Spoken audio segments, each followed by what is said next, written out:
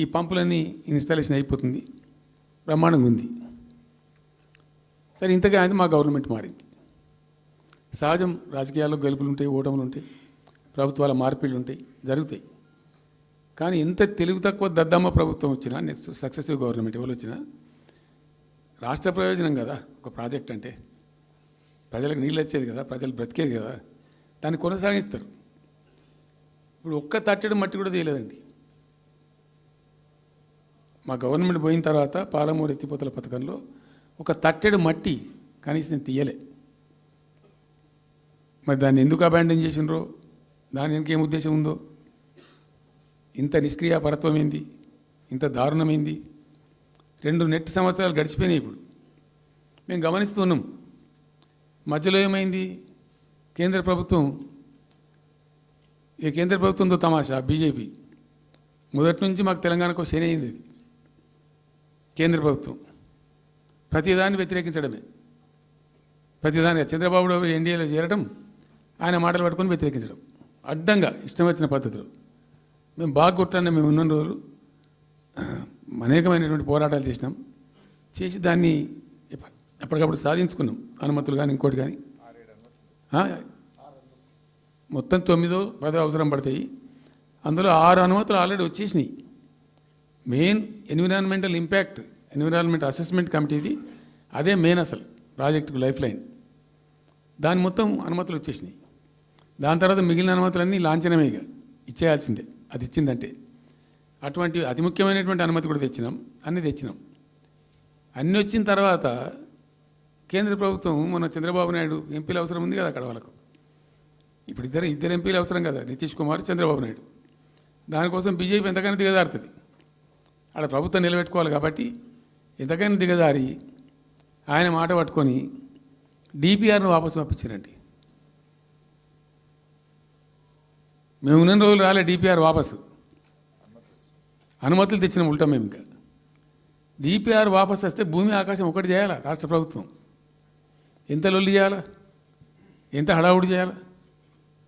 All party delegation తీసుకుపోవాలి. అవసరం వస్తే మేము వడ్లు కొనకపోతే పోయి ఢిల్లీలో ధర్నా చేసినామండి. మేము అప్పుడు మా గవర్నమెంట్ ఉన్నప్పుడు రైతులు పండించిన పంట కొనకపోతే యావత్తు ఎమ్మెల్యేలము, క్యాబినెట్ అందరం పోయి ఢిల్లీలో ధర్నా చేసి కేంద్ర ప్రభుత్వం మెడలు వంచినాం. మేము 80 లక్షల టన్నులు మనకి తీసుకుంటామనేటువంటి ఒప్పందం మీద సంతకం చేయించుకొని వచ్చినాం. వడ్లు కొనిపించినాం ఎఫ్సిఐతోని. మామూలు వడ్లు కొనకపోతేనే మేము అంత అడావుడి చేసిపోయినాము. కానీ ఒక ఇంత పెద్ద ప్రధానమైన 3 జిల్లాలకు సంబంధించిన ప్రాజెక్టు డిపిఆర్ వాపసు పంపిస్తే వీళ్ళు కుయ్యలేదు, కుట్టుకోలేదు, వాళ్ళకి చెప్పని కూడా చెప్పలేదు. తెలియదు ఎవరికి బయట. జస్ట్ దేవర్ మమ్. ఇంకా బాధాకరమైన అంశం ఏంటంటే అసలు 170 టీఎంసీలకు దాదాపు మేము ఏమి చేస్తే బ్రిజేష్ ట్రిబ్యునల్ నడుస్తుంది కదా. దీనిలో ఎట్లుంటుందంటే ఇంకో విషయం అండి, దీన్ని స్పష్టంగా చెప్తున్నాను, మళ్ళీ కన్ఫ్యూజన్ వద్దు. దేశంలో ఒక కొత్త రాష్ట్రం ఏర్పడితే దానికి కొన్ని సంక్రమణలు ఉంటాయి. నీళ్ళెన్ని రావాలి, ఫలాంది ఇంత రావాలి అని కొన్ని సంక్రమిస్తాయి ఆటోమేటిక్గా. అది ఎస్ఆర్సీ యాక్ట్. భారతదేశంలో ఇనీషియల్గా ఉన్నాయి 14 స్టేట్సే. ఇప్పుడు జమ్మూ కాశ్మీర్ అదేదో వాళ్ళు చేసినారు, కానీ అదర్వైజ్ 15 రాష్ట్రాలు తర్వాత ఏర్పడ్డాయి. వాళ్ళు దాన్ని ఇప్పుడు యూనియన్ టెరిటరీ చేసిన కదా లద్దాఖ్ను. 15 అంటే ఒరిజినల్గా ఉన్నదానికంటే ఇంకో రాష్ట్రం ఎక్కువ కలిపి కొత్త రాష్ట్రాలు వచ్చినాయి. సో వాటికి పద్ధతి ఉంది. ఏ రాష్ట్రం ఏర్పడ్డప్పుడు దానికి ఏదేమి ఇవ్వాలి, హైకోర్టు ఎట్లా, పలాంది ఎట్లా అన్నీ దానికి ఒక చట్టం ఉంది. అవన్నిటిని బుల్డోజ్ చేస్తూ ఇక్కడ ఇయ్యలే. నీళ్ళు ఎన్ని రావాలా, ఫస్ట్ ఛాయిస్ వాళ్ళకి ఇస్తారంటే ఆ రాష్ట్రాలకు ఇస్తారు. ఏ రాష్ట్రాలు అయితే విడిపోయినాయో మీరు మ్యూచువల్ అండర్స్టాండింగ్లో చేసుకోండి అని ఇస్తారు.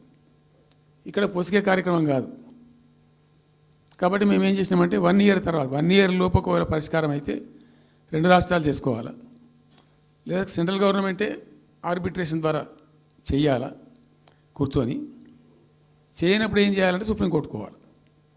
మేము 1 ఇయర్ తర్వాత కేంద్ర ప్రభుత్వానికి అప్పీల్ చేసినాం. సెక్షన్ 3 వేయండి, మాకు కృష్ణా జలాల పునఃపంపిణీ చేయండి. చేస్తే దాని వాళ్ళు ఖాతరు చేయాలి. మేము సుప్రీంకోర్టుకు పోయినాం. సుప్రీంకోర్టు కోపానికి వచ్చింది కేంద్ర ప్రభుత్వం మీద కూడా. ఒక రాష్ట్రం అంటూ ఏర్పడ్డప్పుడు యాక్ట్ ప్రకారం, పార్లమెంట్ యాక్ట్ ప్రకారం వాళ్ళకి రావాల్సిన అన్నీ రావాలి కదా. మరి ఇది కూడా వాళ్ళకి ఏదో తేల్చండి, మీరు తెలుస్తారా లేదంటే అప్పుడు